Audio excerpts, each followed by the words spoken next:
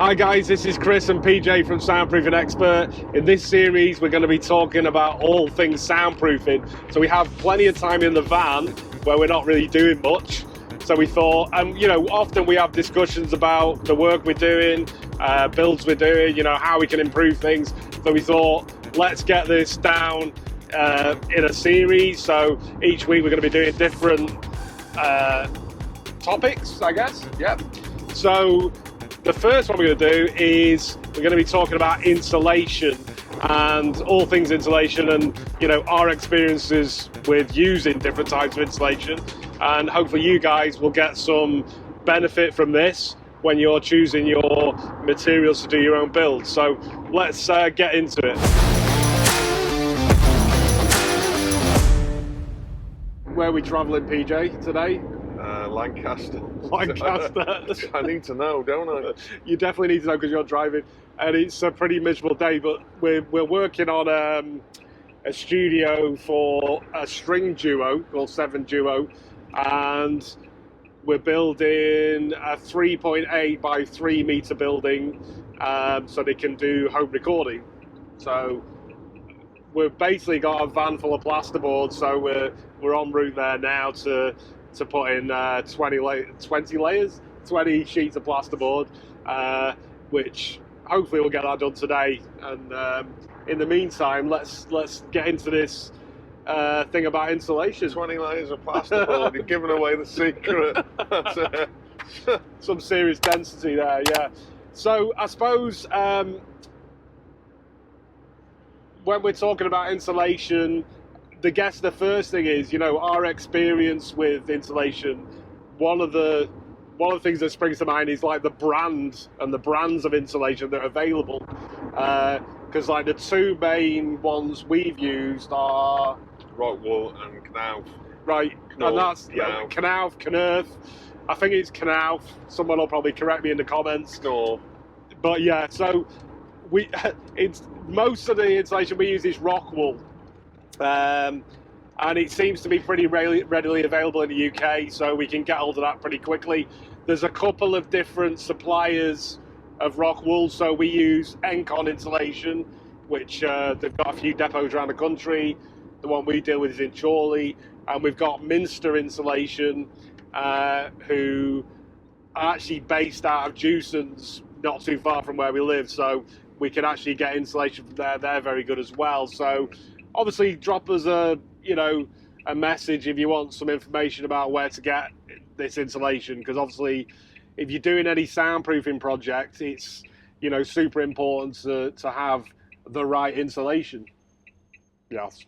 One thing I will say is with the Knauf insulation, I personally had real problems trying to get hold of it, and it's daft really, because where our unit is in North Wales, there's actually a Knauf depot behind us, and we can't actually get any of the Rockwool, I shouldn't call it Rockwool, I should call it insulation.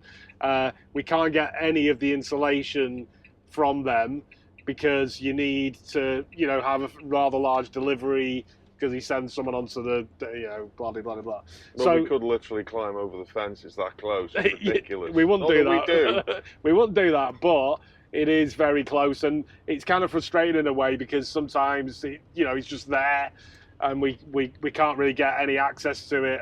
So it's kind of just a depot. Red tape. Where it's at, where it's actually. But if anyone could point us in the direction, if you're watching this video and you go, well, actually I've had experience getting hold of Knauf insulation, then let us know. We have done stuff in the past where we managed to get hold of some, mainly when Rockwool was out of stock, so maybe 2 or 3 years ago, we managed to get hold of some of the Knauf wool. Arguably, I think Rockwool's a tiny bit better, although, the way the Knauf wool is actually, branded is in a similar way. So you've got like different densities, which we'll get to in a minute. Yeah. In terms of soundproofing, what we're not talking about really is the sort of stuff that goes in your loft. You've got plenty of this, haven't you? What's that like? That's the old-fashioned like glass fibre roll pad stuff that is just, it's horrible to handle, and it's thin, and really is only of thermal value. That's it. Yeah, it's got no real. I suppose it's got no real density to it, so it's Not much acoustic properties. To exactly. It, so in terms of thermal, obviously it's very good for that, but acoustically, I see a lot of videos, a lot of people doing soundproof builds, and they go to a lot of trouble to, layer up the walls and add all these different features to the room. But then in terms of the insulation they're putting in, it's obviously only a thermal insulation. Or even, we've seen people using the likes of Kingspan, which is, obviously a great product, thermally. Yeah. But in terms of acoustic value, it's got very little. So if you're planning a soundproofing build, I'd say, watch this video. It's too light and too brittle, isn't it? The Kingspan. Kingspan. Sorry, I've just been practicing my Mandarin. Kingspan is light and quite hard, and so that's not really good for soundproofing because it's too easily moved by the sound waves. It's great for thermal and great for condensation and stuff like that, but it doesn't have what we want for fat beats. No, and it's a foam. It's essentially it's actually known as a PIR insulation, I think. What does that mean? I don't actually know. I think that must be something to do with the chemical that's used in it to make it up. But maybe we should research that. We could always put something in the next to my finger now. But yeah, so the likes of the PIR insulation is not going to be any good for your soundproofing projects, and that's where it'll fail. And one thing to mention just at this stage is obviously there's many other materials that are used in the build. Obviously we'll get to some of those, like, do we use mass loaded vinyl, do we use green glue, some of the other materials, what do we actually use to complete our projects? Egg boxes. We'll get to some of those in some other videos. And also, if you've got topics that you'd like us to discuss, like put it in the comments. Obviously that'd be nice if we can cover some things that you've got questions about. Okay, so in terms of the rock wool, so we've established that we use generally rock wool, and I guess the way you describe these, what we use is actually slabs, isn't it? Yeah. So it's not like a roll. Anything in a roll is probably not going to be dense enough. So rock wool, we're using rock wool slabs. They're generally in fact, they're always 120 by 60 centimeters. Which is useful, isn't it? It's useful in a sense. What we find is with our sort of outer shell, when we're doing a sort of garden room build, we'll use the full 60 centimeter slab and straight in the wall, because obviously we're using OSB on stud work, so it's got that rigidity, so the spacing's pretty good. I just feel that for internal stud work, 60 is like a bit of it's a bit big, isn't it, really, in terms of the gaps? There's a bit too much flex in it. Yeah. So internally, when we're doing stud work and using the rock wool, we cut it pretty much into 40 centimeter or 400 millimeter sections, and then obviously we've got then 40 gaps. It's a little bit bigger than 40 centers, so you've got a little bit more of a space. 40 center, if you're doing a stud wall with 4x2 and it's 40 centers, the gap's normally about 36 centimeters. So we do a 40 centimeter gap, so we're going to have, say 44 centers, so that gives you like a decent like stable wall. We've got essentially two thicknesses. What do we use, PJ, in terms of the thicknesses? 50 and 100 mil. 50 mil and 100 mil. So 50 mil goes in things like the acoustic panels, maybe in the floor. 100 mil will go in the walls and the ceiling. So 100 mil slabs, a decent bit of kit that you're going to put in the wall. It's going to do a fair bit. But let's have a little talk about the densities, because obviously when you're planning a build, and when we're planning a build, obviously depending on the client's requirements, so if it's string players or a vocalist, you might not need like a multi-wall system with lots of different densities and different types. you know, obviously if we're working for drummers, which we do quite a lot of, then you want to be hitting this with as much as you've got, because obviously the frequency of a kit is. Drum kit has a very wide frequency response, doesn't it? Really. Yeah. Plus, it has very strong dynamic range. It has big attack transients, and so low frequencies and big attack transients mean that you need to cover a lot of different frequencies and have a lot of inertia in the walls. Yeah, that's it. To attenuate both the sound of the resonance of the kit and the attack of the kick pedal or the sticks or whatever. Yeah. You know, from experience, you know, I'm a drummer myself, BJ's a guitarist. You know, we've got experience with live musical instruments, so we know kind of what these things sound like and what it sort of takes to stop them. In our experience, the multi-wall room within a room system, and we'll actually get to this in another video, how we actually construct a room within a room, you know, how that works. But that's really the only way you're going to get very good results, you know, from your soundproofing project, you know. So anyway, in terms of going back to the insulation, we've got 3 different types of insulation we use in terms of density. So we've got 50 kilogram, we've got 60 kilogram, and we've got 100 kilogram. I mean, I'll put a sort of link in the description below to the types, but basically, if you're looking at rock wool, RWA 45, that's got a 50 kilogram density. And then we've got RW3, hang on, I've got this mixed up now. RW3. RW3, this has got a density of 60 kilograms per meter cubed. And that the RW3 is quite a good all-rounder. Like the RWA 45 is quite a light rock wool. RW3 is a little bit denser. And then when we get to RW5, this has got a density of 100 kilograms per meter cubed.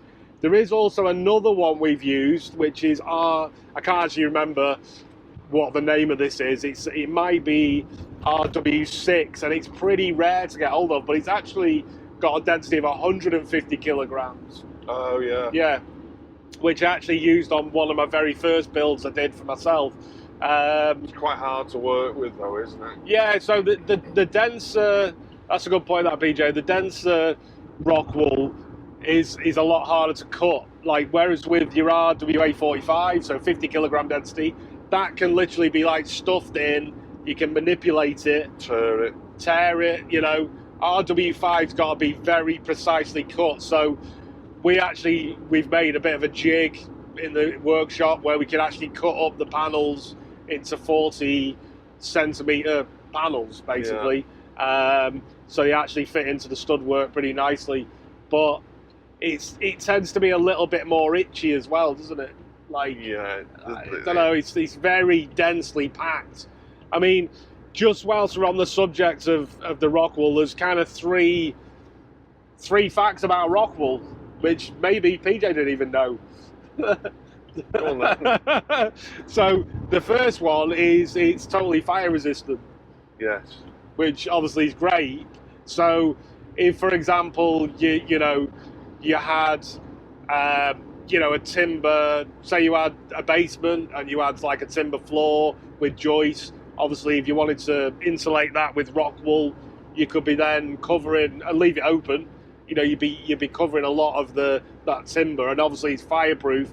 I mean, I don't know too much about the manufacture of rock wool. All I know that it's spun, from molten rock, isn't it? It's mineral wool, isn't it? Yeah.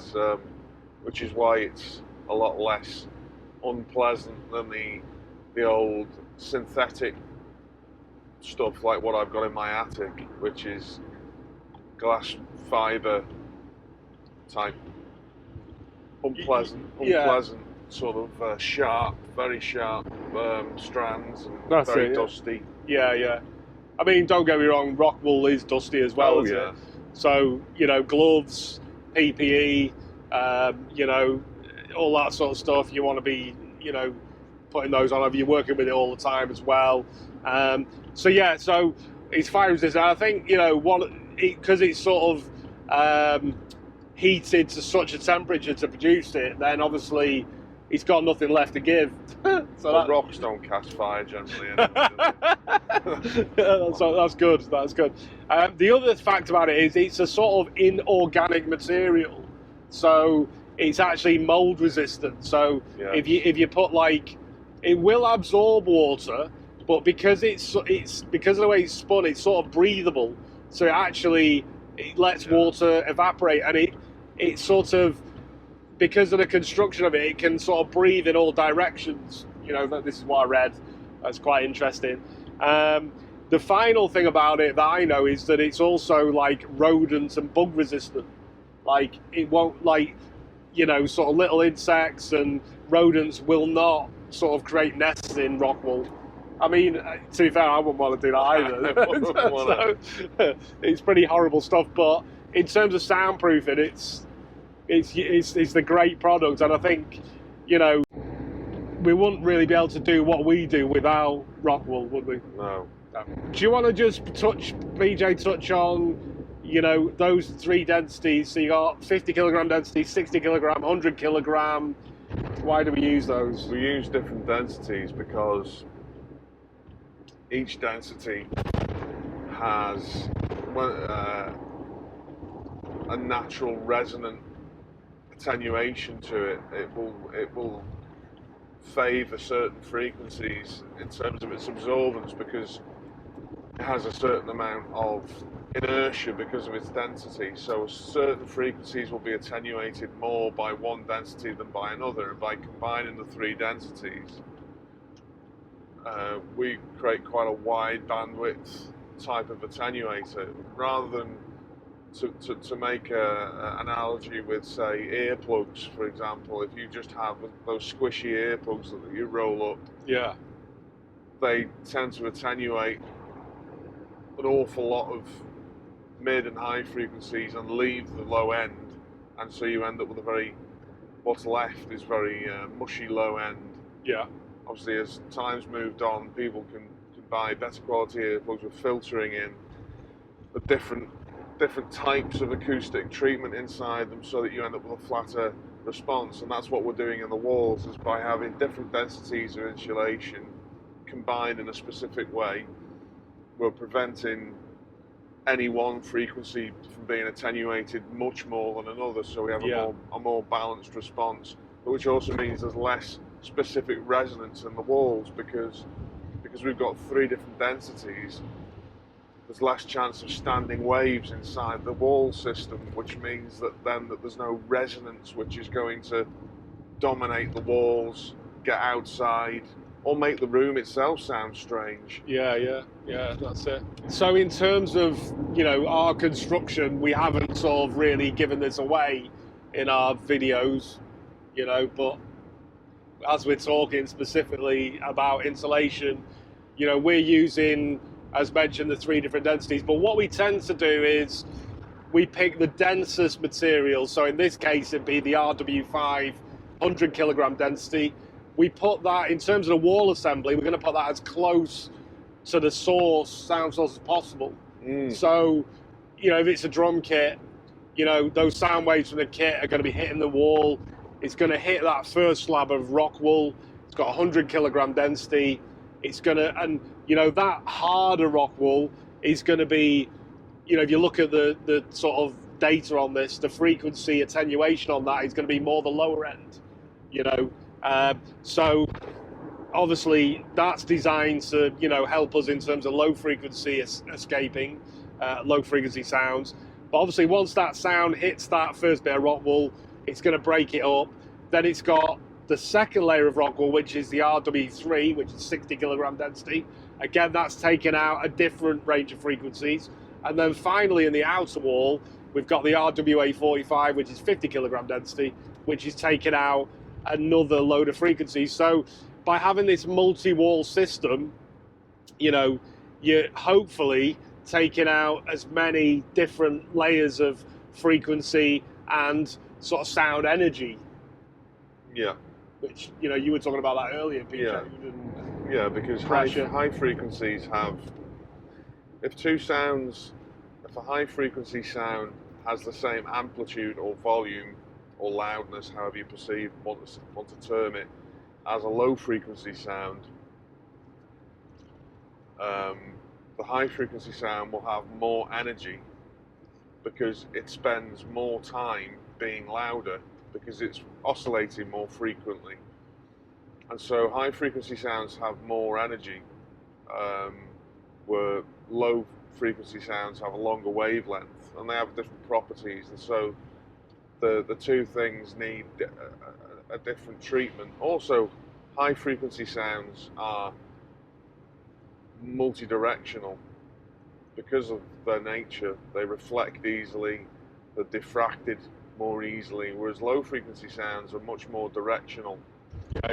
So having, and I suppose this is something that's come up in recent times a lot when we talk during the period of time when we all weren't allowed to go out and everyone was wearing PPE. Everyone, you know, was being told about how the Labyrinth Effect of masks worked, and to some extent that is true with Rockwool as well, because what's this Labyrinth Effect? So the Labyrinth Effect is that in the case of a mask, it has to travel through all sorts of crazy paths to get through the filter. Yes. And the molecules, particles are being caught because of that. Now, in the case of sound, a wave is going to have to travel through the lattice of mineral wool. Yes. And it's going to be diffracted and dispersed by that. And so high frequencies will be more easily diffracted and reflected and spun around inside it. Low frequencies not so much. Whereas, so with a low frequency, you're looking to impede and dampen and sponge that effect down more. Whereas a high frequency, you're looking to lose it more. Yeah. To have it absorbed and lost more. So by having the different densities combined, and of course the denser stuff is doing the heavy lifting first because that's where most of the sound is, that makes the subsequent layers more effective again. So it's kind of like the killer triple effect, really, isn't it? It's like, you know, just the combination makes them very, very effective. Yeah, you know, just to sort of elaborate, well, move that on a little bit further as well. Like, so these outer two layers, that in terms of the way they're constructed, are obviously, you know, there's more air in them, isn't there, really? So obviously you got your initial slab, which is very dense, you know, very hard to kind of work with and cut. And then as you get to the outer layer, which is a lot of lighter in terms of density, it's a lot spongier. You know, it's like a bit of a spring. So obviously any sound that's kind of whirring around in those cavities, it's going to help sort of, you know, sponge it up, you know, and sort of that tends to be what happens with the system. In terms of installation, we're going to do a general summary. We mainly use Rockwool. That's what we've got good experience with. We use 3 different types: RWA45, RW3, and RW5. Each one of those has got different densities, so 50 kilograms, 60 kilogram, and 100 kilogram. Each one takes out a different frequency. So the multi-wall system that we use, combining all 3 of those, is a very powerful system. And over the course of these videos, we'll talk about other aspects of the build, because it's not just the Rockwool. You know, there are other elements. You know, we things like the windows, the doors, the ventilation, the internal acoustics, so with acoustic panels. So we'll get to those on next few videos. If you've got any thoughts about what you'd like us to discuss, put them in the comments below and we'll have a look at them next time. Thanks for watching the video. Hope you've learned something from this Valentine discussion on insulation. In the meantime, keep your sound to yourself and we'll see you on the next one.